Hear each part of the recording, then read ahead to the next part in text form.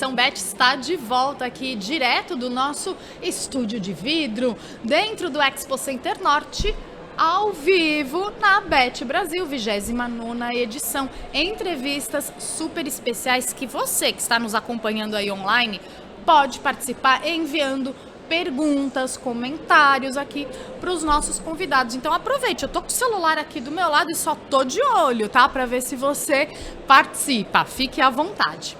Bom, o convidado agora é o Luiz Gaziri, ele é professor de pós-graduação na Unicamp e FAI Business School. Bem-vindo, Luiz. Muito obrigado. Grande privilégio estar aqui junto com vocês. Nossa, sorte é nossa, gente. O Luiz, ele é escritor.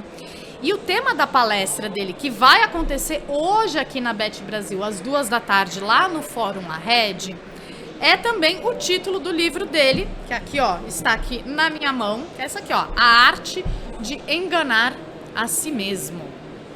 Luiz, o que o pessoal pode esperar aí da sua palestra? A primeira coisa que o pessoal pode esperar é um conteúdo de altíssimo nível, que é 100% baseado em evidências científicas. Como professor, é a nossa missão educar as pessoas através da ciência para que elas possam tomar boas decisões, e a palestra não vai ser diferente. Nessa palestra a gente vai falar sobre erros de gestão que a ciência aponta para a gente, que esses erros são muito claros, mas que muitas vezes os gestores se enganam e tomam decisões contrárias e querem insistir em estratégias que não dão bons resultados. Você poderia dar um exemplozinho assim pra gente? Com toda certeza. Existe em qualquer mercado da educação, inclusive, uma crença muito forte de que as pessoas são motivadas por incentivos financeiros. Então a gente vê equipes de vendas, por exemplo, são pagas através de comissão. Só que o que a ciência demonstra é que quando as pessoas podem fazer uma tarefa, a metade delas ganha uma comissão. Quanto melhor for na tarefa, mais elas ganham. E uma outra metade das pessoas não ganham comissão. O grupo de pessoas que não ganha comissão tem uma performance superior às pessoas que ganham incentivo financeiro. Isso tem centenas de evidências científicas sobre isso, da Harvard, da Duke, da Universidade da Califórnia, da London School of Economics, da Universidade de Chicago. A maioria das universidades de prestígio já estudaram esse fenômeno e demonstram, né, que comissões têm efeitos contrários aos que a gente imagina. Mas, mesmo assim, as empresas, por muitas vezes desconhecimento da ciência, desconhecimento das evidências, tomam decisões que são erradas porque toda empresa faz assim mesmo, né? É um modelo que já está estabelecido. Então a gente tem um modelo de remuneração que vai contra aquilo que a evidência científica demonstra. Interessante. Eu quero saber como que o tema da sua palestra e do seu livro dialoga com o tema central da Bet esse ano, que é inovação com propósito, educação em diálogo com as transformações sociais. A educação é um grande vetor aí para a gente conseguir trazer inovação, né? Até porque, como eu já falei, a educação é movida pela ciência e a ciência nunca para de inovar. A ciência sempre está trazendo descobertas novas. Então é perigoso quando a gente fica se apegando a modelos antigos, né? Tanto educacionais quanto gerenciais mesmo, dentro da estratégia das empresas, porque existem evoluções importantes aí que a gente pode fazer. E educar é um grande propósito, né? Todo professor tem um propósito maior de fazer uma transformação, de trazer evidências novas para as pessoas, para que a gente possa tomar essas decisões que são melhores, para que a gente possa reduzir desigualdade social, porque é a educação, né, que traz não só a redução de desigualdade social, né, mas também faz com que o país seja mais feliz, né? Quanto mais educado o povo é, quanto mais formação universitária, pós-graduação, maiores são os índices de felicidade dessas nações. Então, a palestra ela vai para um caminho de ajudar as pessoas, né, a tomarem decisões que são melhores, que vão levar elas a atingir esses objetivos. Eu tenho aqui algumas das suas falas que eu quero discutir com você. Por exemplo, uma delas é 0% achismo e 100% ciência. Explica, então, por que é tão importante a educação estar pautada na ciência? Porque a ciência é a ferramenta mais poderosa que já foi inventada pelo ser humano. né? A ciência ela não é só uma metodologia, ela é um estilo de vida. Quando a gente conhece como a metodologia científica funciona, a gente se equipa com ferramentas que são importantíssimas para a gente tomar decisões e a gente para de ser muitas vezes refém de discurso de outros empresários, gurus, políticos. A gente tem um pensamento que é mais apurado quando a gente entende de metodologia científica, não é? Então a ciência ela é baseada naquilo que vários cientistas descobriram. Então, eu quero fazer um teste, quero saber se comissões trazem melhor ou pior resultado. Eu vou separar as pessoas, um grupo vai ganhar comissão, o outro grupo não vai ganhar comissão. Eu vou testar isso daqui com centenas de participantes, eu vou fazer cálculos estatísticos extremamente complexos. Eu vou pegar esses resultados, eu vou publicar num journal científico. Quando chegar lá no journal, tem mais 10 outros cientistas que vão analisar todos os meus dados de novo, e aí é que eu vou ser aprovado naquele journal. Mas a ciência não para aí, porque eu fiz uma descoberta, mas eu ainda não posso ficar falando que a minha descoberta é uma evidência científica robusta. A partir desse momento, outros cientistas vão replicar aquilo que eu descobri. E se eles chegarem no mesmo resultado, opa, aí é que a gente tem uma teoria. Então as pessoas se confundem muitas vezes, né? Pessoas fora da educação, que teoria é uma hipótese, é algo que um professor uma vez teve uma ideia e isso é uma teoria. Não. Teoria é a prática. A teoria é baseada na coleta de dados, né, em todo esse processo científico que eu falei.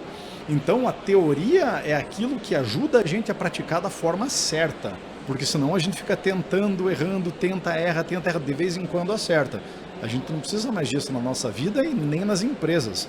Os cientistas estão estudando há séculos todas as áreas que a gente puder imaginar. E a decisão está ali pronta, muitas vezes de graça para a gente, só que por causa dessa falta de acesso ao conhecimento científico é que empresários, muitas vezes educadores, Sim. executivos tomam decisões que não são as melhores. Então a gente precisa divulgar mais o conhecimento científico para formar uma sociedade melhor.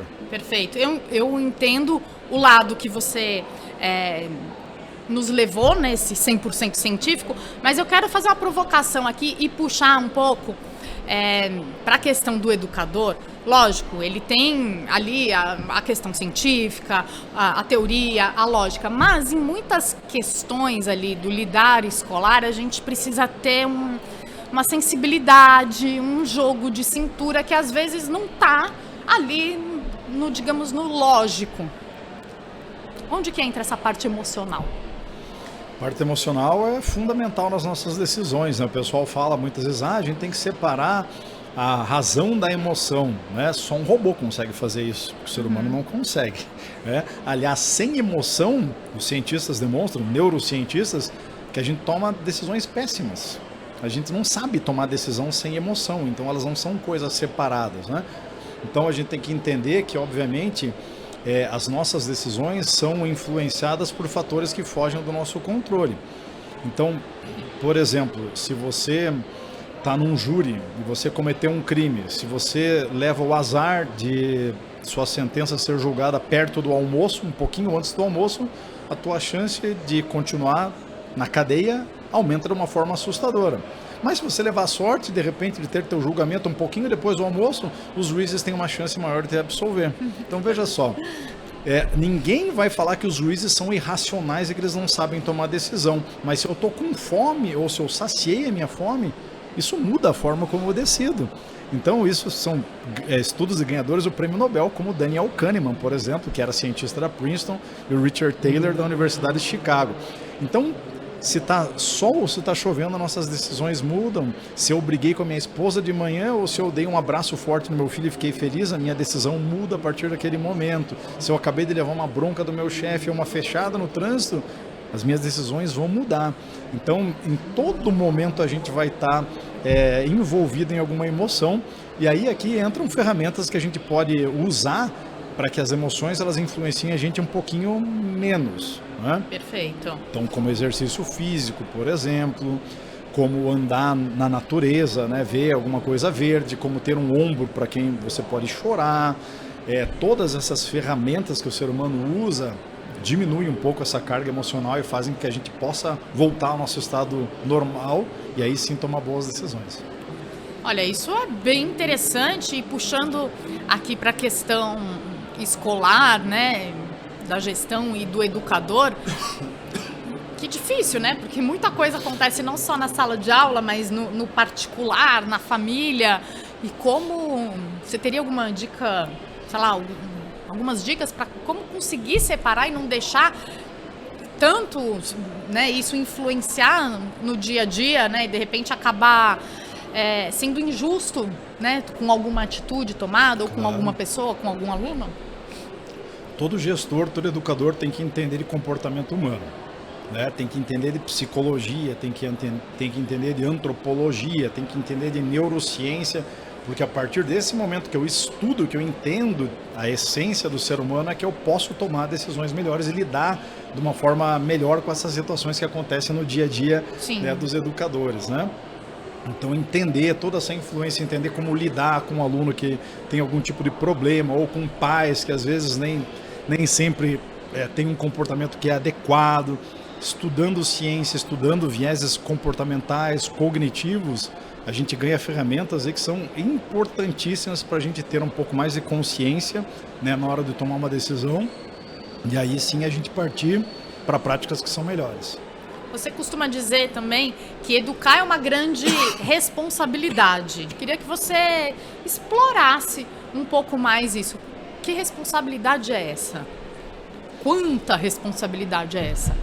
Muito, muito grande. Porque até perdi minha voz agora. Fica tranquilo. Enquanto você se recupera, eu vou aproveitar e falar o seguinte, ó, retomando aqui. O Luiz Gaziri vai ter hoje, tá bom? O tema de uma palestra, a palestra dele, que vai acontecer às 14 horas no Fórum Arred. O tema é o nome do livro, A Arte de Enganar a Si Mesmo. A gente começou hoje a entrevista falando disso e logo depois da palestra ele já me falou que estará na sessão de autógrafos, que inclusive, gente, fica aqui do lado. Você que estiver aqui no Expo Center Norte, saiba que o local onde vão ser autografados os livros, onde o Luiz estará disponível para te receber, para você poder adquirir o livro e tudo mais, é exatamente do lado do nosso estúdio aqui, Conexão Bet. Então você, quando for lá, aproveita, passa aqui, dá um tchauzinho para mim, tá bom? Voltou a voz? Recuperado. Ah, que maravilha. Então, a gente fez um pequeno suspense, vamos saber então aqui as responsabilidades aí da educação. Dentro da educação superior, né, onde eu dou aula, eu percebo que existem muitos professores que ainda pautam suas aulas naquilo que eu acho que funciona, naquilo que eu li um livro de uma pessoa que não tem nenhuma educação científica, no que um guru fala, naquilo que eu li na revista Negócio, ou muitas vezes, porque eu tive uma experiência como executivo, então eu sei como é que as coisas funcionam na prática. E o que eu venho trazer de provocação é que essas ferramentas são muito perigosas para tomar decisão. Porque eu fiz assim quando eu trabalhava na empresa X, se fizer aqui na sua empresa também vai dar certo. A ciência é muito mais exigente do que isso. Eu não posso falar que certa estratégia funciona usando uma empresa como exemplo só. Seria o 0% achismo lá. É o achismo. Porque aquilo que é sucesso numa empresa pode ser o fracasso da outra. Exato. A ciência não funciona assim. A ciência vai estudar 1000 empresas durante 10 anos, fazer, né, todo esse processo científico para daí sim descobrir aquilo que funciona com a maioria das empresas, né? Então, eu não posso ficar ensinando as pessoas na base do achismo ou da minha experiência profissional, porque eu posso estar sendo influenciado por vários vieses que vão atrapalhar não só a minha decisão, como a educação que eu vou dar para os meus alunos. Então, quando eu ensino as pessoas na base do achismo, o que eu estou fazendo é colocando a carreira deles, a vida deles em risco.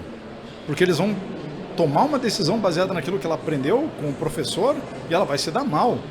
Então, educar é uma responsabilidade. A ferramenta melhor que existe para a gente educar as pessoas é a evidência científica. Como eu já falei, tem evidência científica para tudo que a gente quiser no mundo.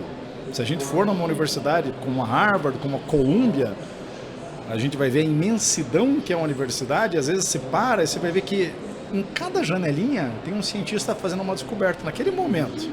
Então, a ciência nunca para de trazer informações que são valiosas para o nosso dia a dia.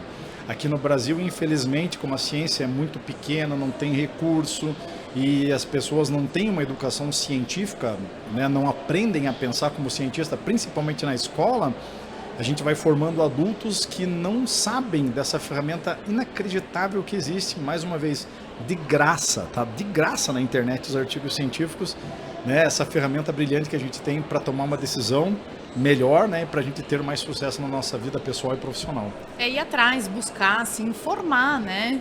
Exato, exato. E valorizar os cientistas também, né? Pouco valorizados. Muito, sem dúvida, né?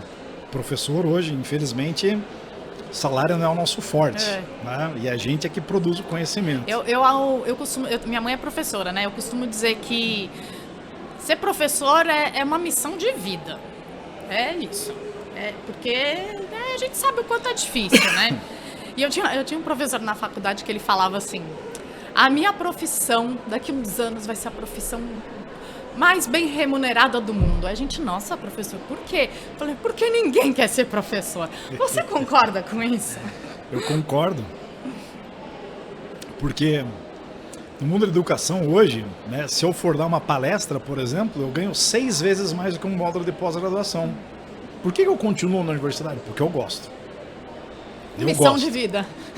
Eu gosto de dar aula. Se eu pudesse, Luiz, você abandona a sua carreira de palestrante, etc., e você só fica dando aula, se eu ganhasse um salário digno, bom, bacana, eu trocaria na hora. E a coisa que eu mais amo fazer é estar na sala de aula. Mas eu não tenho condições hoje de fazer isso. Nenhum professor no Brasil tem condições. Tem que dar consultoria, palestra, escrever livro, mentorar. A gente tem que se virar, ter 5, 6... né? profissões para a gente conseguir ter uma vida digna. Então, qual é o país que se desenvolve de uma forma legal quando o professor não é valorizado? Não é? Nos Estados Unidos, por exemplo, as pessoas podem ser professores. O que você faz? Sou professor. Só dá aula? Sim, é isso que eu faço. Eu dou aula, faço pesquisa científica. A gente teria que ter essa possibilidade aqui, mas infelizmente não é a nossa realidade. Ainda, vamos ter aí, né, um pensamento positivo, que ações como o Bet Brasil, por exemplo, ajudam, né, a gente melhorar a nossa educação aqui no país. Para isso que estamos aqui. Afinal, por falar em Bet, é a primeira vez que você participa? Minha primeira vez na Bet Brasil, estou super ansioso, esperando, né, o resultado aí da palestra que daqui a pouquinho começa. Olha, eu já vou te dizer, primeira vez na Bet é sempre muito legal, muito maravilhosa. E o bichinho morde e você vai voltar às outras edições, eu tenho certeza disso. Que assim seja, vou dar o meu máximo aqui para poder estar em todas as próximas edições da Bet. Muito bom, eu só quero dar uma atenção aqui ao público que nos escreve, acho que não tem muito a ver com o nosso papo, mas quero saber a sua opinião aqui. A Rosnilda da Silva pergunta, então vamos passar a sua opinião, professor, para ela. Por que a educação infantil não tem um respaldo legal para ter uma professora de apoio nas salas que tem alunos com necessidades especiais? Pois existem escolas que eu conheço que têm essa parte de tutoria, né, para crianças com necessidades e o engraçado é que as mães, né, pais se conversam e acaba que vão várias crianças com necessidades especiais para essas escolas. É importante ter alguém especialista ali para saber como lidar com as situações, né, para saber orientar. Então, seria muito importante porque condições como autismo, por exemplo, né, existem graus diferentes, mas muitos autistas são extremamente inteligentes, são talentos inacreditáveis que muitas vezes a gente vai perder porque não tem uma pessoa preparada para lidar, né, com essa condição da pessoa. Então seria muito bacana, né, se a gente tivesse isso cada vez mais presente nas escolas. Com certeza. Luiz, alguma mensagem que você queira deixar aqui para o nosso público antes da gente encerrar? Com toda certeza, né, nosso público de educadores, né, alunos, né, outras pessoas que estão nos acompanhando aqui, usem a ciência, procurem a ciência para tomar decisões melhores. Vão comprar um livro? Quero comprar um livro, quero aprender sobre qualquer habilidade. Vai na capa? A capa pode ser bonita, como é a capa do meu livro, mas o que vale dentro de um livro é o que está lá no fim. Então vá lá no fim do livro, né? E veja se existem referências científicas. Esse meu último livro aqui, eu li mais de 2.000 artigos científicos para escrever. Fiquei 4 anos escrevendo esse livro. Olha a quantidade de evidência científica que tem aqui. É né? isso, gente. Então, É procurar pessoas de conteúdo, né? Pessoas que de verdade foram atrás da informação, fizeram toda uma curadoria ali para te passar aquilo, né? A gente vê tanta bobagem por aí, enfim, na internet, em livros também. Então, essa sua dica é fenomenal. Vai lá pro final ver, né? O que a pessoa se preparou para fazer. Perfeito. Gostei. exatamente. Muito obrigado. Luiz, muito obrigada. Boa sorte aí no seu painel, Obrigado. no lançamento aqui do livro na Bet também. E volte mais vezes. Com Tá toda bom? certeza. Fico esperando o convite. Beleza. E você que nos acompanha, quer ver o que está acontecendo nos corredores aqui da Bet Brasil? Vou deixar você com um giro pelo pavilhão. Até já.